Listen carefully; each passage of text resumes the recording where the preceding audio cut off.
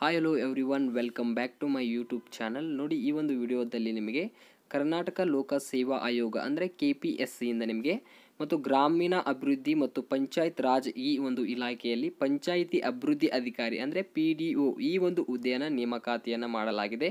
ಈ ಒಂದು ಹುದ್ದೆಗೆ ಸಂಬಂಧಪಟ್ಟಂತೆ ಶೈಕ್ಷಣಿಕ ಅರ್ಹತೆ ಏನಿದೆ ಮತ್ತು ಟೋಟಲ್ ಆಗಿ ಎಷ್ಟು ವೇಕೆನ್ಸಿಯನ್ನು ಇಲ್ಲಿ ರಿಲೀಸನ್ನು ಮಾಡಿದರಂತೆ ಸಂಪೂರ್ಣ ಮಾಹಿತಿ ಈ ಒಂದು ವಿಡಿಯೋದಲ್ಲಿ ನೋಡ್ಕೊಳ್ಳೋಣ. ಸೊ ಅದಕ್ಕೂ ಮುಂಚೆ ನಮ್ಮ ಯೂಟ್ಯೂಬ್ ಚಾನಲ್ ನೀವೇನಾದರೂ ಮೊದಲ ಬಾರಿಗೆ ವಿಸಿಟನ್ನು ಮಾಡಿದರೆ ಆದಷ್ಟು ನಮ್ಮ ಯೂಟ್ಯೂಬ್ ಚಾನಲ್ನ ಸಬ್ಸ್ಕ್ರೈಬ್ ಮಾಡ್ಕೊಳ್ಳಿ. ಅದೇ ರೀತಿಯಾಗಿ ಪಕ್ಕದಲ್ಲಿರುವ ಬೆಲ್ ಐಕನ್ನ ಆನ್ ಮಾಡ್ಕೊಳ್ಳಿ ಮತ್ತು ನಮ್ಮ ಟೆಲಿಗ್ರಾಮ್ ಗ್ರೂಪ್ಗೆ ಇನ್ನೂ ಯಾರು ಜಾಯ್ನ್ ಆಗಿಲ್ಲ, ಬೇಗನೆ ನಮ್ಮ ಟೆಲಿಗ್ರಾಮ್ ಗ್ರೂಪ್ಗೆ ನೀವು ಅಲ್ಲಿ ಜಾಯ್ನನ್ನು ಆಗ್ಬೋದು. ನೋಡಿ, ಏನು ಒಂದು ಕರ್ನಾಟಕ ಲೋಕ ಸೇವಾ ಆಯೋಗದೇನೆಂದರೆ KPSC ಇಂದ ಒಂದು ಗ್ರಾಮೀಣಾಭಿವೃದ್ಧಿ ಮತ್ತು ಪಂಚಾಯತ್ ರಾಜ್ ಇಲಾಖೆಯಲ್ಲಿ ಖಾಲಿರುವ ಪಂಚಾಯಿತಿ ಅಭಿವೃದ್ಧಿ ಅಧಿಕಾರಿ ಅಂದರೆ PDO ಈ ಒಂದು ಹುದ್ದೆಯ ನೇಮಕಾತಿಯನ್ನು ಮಾಡಲಾಗಿದೆ.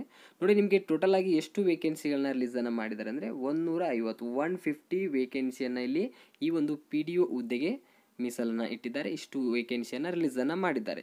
ಇದೊಂದು ಗ್ರೂಪ್ C ವೃಂದ ಹುದ್ದೆ ಆಗಿದೆ ಮತ್ತು ಇದಕ್ಕೆ ವೇತನ ಶ್ರೇಣಿಯನ್ನು ನೋಡ್ಕೊಳ್ಬೋದು.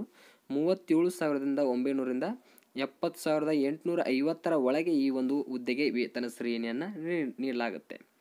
ನೋಡಿ, ಈ ಹುದ್ದೆ ಒಂದು ಅರ್ಜಿ ಸ್ವೀಕೃತಿಯ ಕಾಲಮಿತಿ ಯಾವ ರೀತಿಯಾಗಿ ಪ್ರಕಟ ಮಾಡಿದ್ದಾರೆ ಅಂದರೆ, ನೋಡಿ, ಮೊದಲೇದಾಗಿ ಈ ಒಂದು ಹುದ್ದೆಗೆ ನೀವು ಅರ್ಜಿ ಸಲ್ಲಿಸಲು ಪ್ರಾರಂಭ ದಿನಾಂಕ ನೋಡ್ಕೊಳ್ಬೇಕಾಗುತ್ತೆ. 15/4/2024 ಈ ಹುದ್ದೆ ಅರ್ಜಿ ಪ್ರಾರಂಭವಾಗುತ್ತೆ ಮತ್ತು ಕೊನೆಯ ದಿನಾಂಕವನ್ನು ನೋಡಿದರೆ ನಿಮಗೆ 15/5/2024 ಒಂದು ಅರ್ಜಿ ಸಲ್ಲಿಸುವ ಕೊನೆಯ ದಿನಾಂಕವನ್ನು ಇವರು ನಿಗದಿಪಡಿಸಿರ್ತಾರೆ. ನೋಡಿ, ಮತ್ತು ಸ್ಪರ್ಧಾತ್ಮಕ ಪರೀಕ್ಷಾ ದಿನಾಂಕಗಳನ್ನು ತದನಂತರದ ಆಯೋಗದ ವೆಬ್ಸೈಟ್ನಲ್ಲಿ ಪ್ರಕಟಿಸಲಾಗುವುದು ಅಂತ ಇವರು ಮಾಹಿತಿಯನ್ನು ಕೊಟ್ಟಿದ್ದಾರೆ.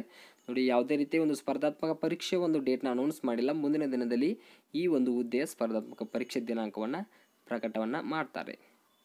ನೋಡಿ, ಈ ಒಂದು ಹುದ್ದೆಗೆ ಶೈಕ್ಷಣಿಕ ವಿದ್ಯಾರ್ಥಿ ಯಾವ ರೀತಿಯಾಗಿದೆ ನೋಡ್ಕೊಳ್ಳೋಣ. ನೋಡಿ, ಭಾರತದ ಕಾನೂನು ಅನ್ವಯ ಸ್ಥಾಪಿತವಾದ ಅಂಗೀಕೃತ ವಿಶ್ವವಿದ್ಯಾಲಯದಿಂದ ಸಾರ್ಥಕ ಪದವಿ ವಿದ್ಯಾರ್ಥಿಯನ್ನು ನೀವು ಹೊಂದಿರತಕ್ಕದ್ದು. ನೋಡಿ, ಯಾವುದೇ ಒಂದು ಕಾನೂನು ಅನ್ವಯ ಸ್ಥಾಪಿತವಾದ ಒಂದು ಅಂಗೀಕೃತವಾದ ಒಂದು ವಿಶ್ವವಿದ್ಯಾಲಯದಲ್ಲಿ ನೀವು ಒಂದು ಪದವಿಯನ್ನು ಕಂಪ್ಲೀಟನ್ನು ಮಾಡಿದರೆ ನೀವೊಂದು ಈ ಹುದ್ದೆಗೆ ಅರ್ಜಿಯನ್ನು ಸಲ್ಲಿಸಬಹುದು. ಯಾವುದೇ ಒಂದು ಡಿಗ್ರಿಯನ್ನು ಕಂಪ್ಲೀಟ್ ಮಾಡಿದರೆ ಈ ಒಂದು ಹುದ್ದೆಗೆ ಅರ್ಜಿಯನ್ನು ಸಲ್ಲಿಸಬಹುದು. ಮತ್ತು ನೆಕ್ಸ್ಟು ಯಾವ ರೀತಿಯಾಗಿದೆ ಒಂದು ಎಲಿಜಿಬಿಲಿಟಿ ನೋಡ್ಕೊಳ್ಳೋಣ. ನೋಡಿ, ಈ ಒಂದು ಹುದ್ದೆಗೆ ನೀವು ಅರ್ಜಿಯನ್ನು ಸಲ್ಲಿಸಬೇಕಂದ್ರೆ KPSC.online.karnataka.government.in ಈ ಒಂದು ವೆಬ್ಸೈಟ್ಗೆ ನೀವು ವಿಸಿಟನ್ನು ಮಾಡಿ ಒಂದು ಹೊಸ ಅಪ್ಲಿಕೇಶನ್ ಅಂದರೆ ರಿಜಿಸ್ಟ್ರೇಷನ್ನ ಮಾಡಿಕೊಂಡು ಅರ್ಜಿಯನ್ನು ಸಲ್ಲಿಸಬೇಕಾಗುತ್ತೆ. ನೋಡಿ, ಈ ಒಂದು ಹುದ್ದೆಗೆ ಒಂದು ಶುಲ್ಕವನ್ನು ಯಾವ ರೀತಿಯಾಗಿದೆ ನೋಡ್ಕೊಳ್ಳೋಣ. ನೋಡಿ, ಈ ಒಂದು ಹುದ್ದೆಗೆ ಶುಲ್ಕ ನಿಮಗೆ ಸಾಮಾನ್ಯ ಅರ್ಹತೆ ಅಭ್ಯರ್ಥಿಗಳಿಗೆ 600 ರೂಪೀಸ್ನ ಪೇ ಮಾಡಿಕೊಳ್ಬೇಕು ಮತ್ತು ಪ್ರವರ್ಗ 2A 2B 3A 3Bಗೆ ಸೇರಿದ ಅಭ್ಯರ್ಥಿಗಳಿಗೆ 300 ರೂಪೀಸ್ನ ಪೇ ಮಾಡಿಕೊಳ್ಬೇಕು ಮತ್ತು ಮಾಜಿ ಸೈನಿಕ ಅಭ್ಯರ್ಥಿಗಳಿಗೆ 50 ರೂಪೀಸ್ನ ಪೇ ಮಾಡಬೇಕು ಮತ್ತು ಪರಿಶಿಷ್ಟ ಜಾತಿ, ಪರಿಶಿಷ್ಟ ಪಂಗಡ, ಪ್ರವರ್ಗ 1 ಹಾಗೂ ಅಂಗವಿಕಲ ಅಭ್ಯರ್ಥಿಗಳಿಗೆ ಇಲ್ಲಿ ಶುಲ್ಕ ಪಾವತಿಯಿಂದ ವಿನಾಯಿತಿ ಇದೆ. ಅಂದರೆ ಯಾವುದೇ ರೀತಿಯಲ್ಲಿ ಪೇಮೆಂಟ್ ಮಾಡೋ ಅವಶ್ಯಕತೆ ಇರುವುದಿಲ್ಲ. ಈ ರೀತಿಯಾಗಿ ಒಂದು ಶುಲ್ಕ ಡೀಟೇಲ್ಸ್ ಈ ರೀತಿಯಾಗಿದೆ. ನೀವು ಯಾವ ಒಂದು ಕ್ಯಾಟಗರಿಗೆ ಇರುತ್ತೆ ನೋಡಿ, ಆ ಒಂದು ಕ್ಯಾಟಗರಿ ವೈಸ್ ನೀವು ಇಲ್ಲಿ ಪೇಮೆಂಟ್ನ ಮಾಡ್ಕೊಳ್ಬೇಕು. ನೋಡಿ, ಇದರದ್ದು ಒಂದು ಆಯ್ಕೆ ವಿಧಾನ ಯಾವ ರೀತಿಯಾಗಿದೆ ನೋಡ್ಕೊಳ್ಳೋಣ. ಇದು ಒಂದು ಸ್ಪರ್ಧಾತ್ಮಕ ಒಂದು ಪರೀಕ್ಷೆ ವಿಧಾನ ಮೂಲಕ ಇದನ್ನು ಆಯ್ಕೆಯನ್ನು ಮಾಡ್ಕೊಳ್ತಾರೆ. ಯಾವ ರೀತಿಯಾಗಿ ಒಂದು ಸ್ಪರ್ಧಾತ್ಮಕ ಪರೀಕ್ಷೆಯ ಒಂದು ಪಠ್ಯಕ್ರಮ ಆಗಿರಲಿ, ಯಾವ ರೀತಿ ಒಂದು ಎಕ್ಸಾಮಿನೇಷನ್ನ ನಡೆಸಲಾಗುತ್ತೆ ಅಂದರೆ ನೀವು ಈಗಾಗಲೇ ನೋಡ್ಕೊಳ್ಬೋದು. ನಿಮಗೆ ಇಲ್ಲಿ ಪತ್ರಿಕೆ 1 ಮತ್ತು ಪತ್ರಿಕೆ 2 ಅಂತ ಎರಡು ಇಲ್ಲಿ ಎಕ್ಸಾಮಿನೇಷನ್ನ ನೀವು ಅಟೆಂಡ್ನ ಮಾಡ್ಕೊಳ್ಬೇಕು. ಅದು ಒಂದು ಸಿಲೆಬಸ್ ಜೊತೆಗೆ ಇಲ್ಲಿ ನಿಮಗೆ ರಿಲೀಸನ್ನು ಮಾಡಿದ್ದಾರೆ. ಯಾವ ಒಂದು GK ಪೇಪರು, ಒಂದು ಸಾಮಾನ್ಯ ಕನ್ನಡ ಮತ್ತು ಸಾಮಾನ್ಯ ಇಂಗ್ಲೀಷ್ ಮತ್ತು ಕಂಪ್ಯೂಟರ್ ಜ್ಞಾನ ಈ ಒಂದು 3 ವಿಷಯಗಳನ್ನ ಒಳಗೊಂಡಿರುವ ಪೇಪರ್ 2ನಲ್ಲಿ ನಿಮಗೆ 100 ಮಾರ್ಕ್ಸ್ನ ಒಂದು ಗರಿಷ್ಠ ಅಂಕಗಳ ಜೊತೆಗೆ ಇಲ್ಲಿ ಒಂದು ಎಕ್ಸಾಮಿನೇಷನ್ನ ತಗೊಳ್ತಾರೆ. ಒಂದು ಎಕ್ಸಾಮಿನೇಷನ್ನ ನಿಮಗೆ ಕಂಡಕ್ಟ್ ಮಾಡಿ ಆ ಒಂದು ಪಡೆದ ಅಂಕದ ಆಧಾರದ ಮೇಲೆ ಒಂದು PDO ಹುದ್ದೆಗೆ ಸೆಲೆಕ್ಟನ್ನು ಮಾಡಿಕೊಳ್ತಾರೆ. ನೋಡಿ, ನಿಮಗೆ ಸ್ಪರ್ಧಾತ್ಮಕ ಪರೀಕ್ಷಾ ಕೇಂದ್ರ ಎಲ್ಲಿ ನೀಡಲಾಗುತ್ತೆ ಅಂದರೆ, ನೋಡಿ, ಕನ್ನಡ ಭಾಷಾ ಪರೀಕ್ಷಾ ಸ್ಪರ್ಧಾತ್ಮಕ ಪರೀಕ್ಷೆಗಳನ್ನು ಆಯೋಗವು ನಿಗದಿಪಡಿಸುವ ಯಾವುದೇ ಕೇಂದ್ರ ಸ್ಥಳದಲ್ಲಿ ನಡೆಸಲಾಗುವುದು. ಈಗ ಯಾವುದೇ ರೀತಿಯಾಗಿ ಅನೌನ್ಸನ್ನು ಮಾಡಿಲ್ಲ. ಮುಂದಿನ ದಿನದಲ್ಲಿ ಒಂದು ಆಯೋಗ ಇಲ್ಲಿ ಅನೌನ್ಸ್ ಮಾಡುತ್ತೆ.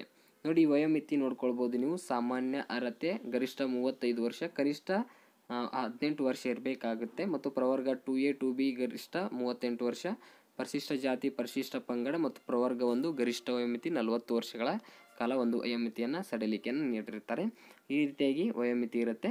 ಮತ್ತು ಈ ಒಂದು ಹುದ್ದೆ ಏನು ಒಂದು 150 ವೇಕೆನ್ಸಿಯನ್ನು ರಿಲೀಸನ್ನು ಮಾಡಿದರೆ ಅದನ್ನು ರಿಸರ್ವೇಷನ್ ಮೂಲಕ ಸೀಟ್ಗಳನ್ನ ಹಂಚಿಕೆಯನ್ನು ಮಾಡಿರ್ತಾರೆ. ನಿಮ್ಮದು ಯಾವ ಒಂದು ಕೆಟಗರಿ ಇರುತ್ತೆ ಮತ್ತು ಯಾವ ಒಂದು ರಿಸರ್ವೇಷನ್ಸ್ಗಳಿರ್ತವೆ ಆ ರಿಸರ್ವೇಷನ್ ನೋಡ್ಕೊಂಡು ನೀವು ಅರ್ಜಿಯನ್ನು ಸಲ್ಲಿಸ್ಬೋದು. ಅದರದ ಆ ಒಂದು ಸರ್ಟಿಫಿಕೇಟ್ ಮೇಲೆ ನೀವು ರಿಸರ್ವೇಷನ್ನ ಪಡೆದುಕೊಳ್ಬೋದು.